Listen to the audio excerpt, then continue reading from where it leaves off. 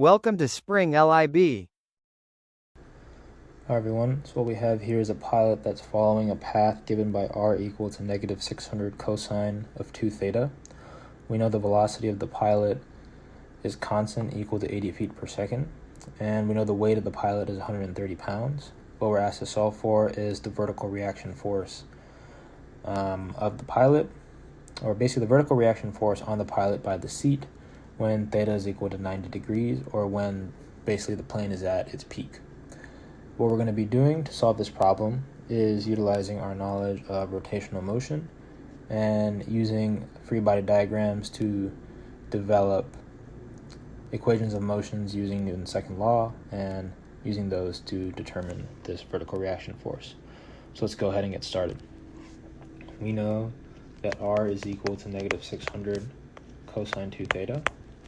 Therefore, we know that r dot, by taking the derivative of r, is equal to 1200 sine 2 theta times theta dot.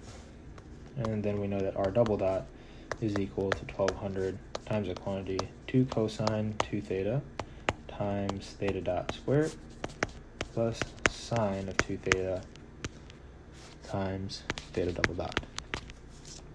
Now at theta equals 90 degrees,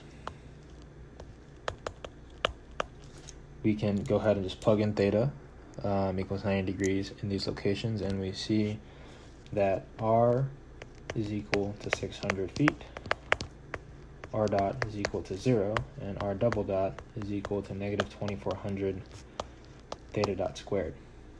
Now we can solve for theta dot using the velocity that we know. We know that Vr, which is equal to r dot, is equal to 0. We know that v theta is equal to r theta, and that's equal to 600 times theta dot.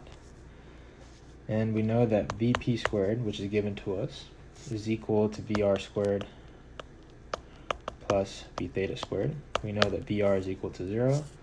Therefore, we know that vp squared is equal to v theta squared. So what this boils down is to being 80 squared is equal to 600 times theta dot, the whole squared. Isolating theta dot gives us that theta dot is equal to 0.13 radians per second.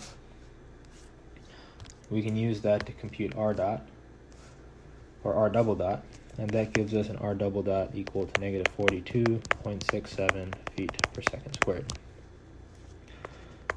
Then we can compute the acceleration in the radial direction. That's equal to r double dot minus r theta dot squared, and that gives us negative 53.33 feet per second squared. Now we can draw a free body diagram, and here is our pilot. Here is the r direction, here's the theta direction. Here is our normal force that's applied by the seat, and here is also our weight force. So as you can see, we can resolve our forces in the radial direction only, since there's no force in the theta direction. We can say that the net force in the r direction is equal to m times ar, and this is equal to basically saying that minus n minus mg is equal to m times ar. Isolating n gives us that n is equal to 85.3 pounds, and that's our final answer.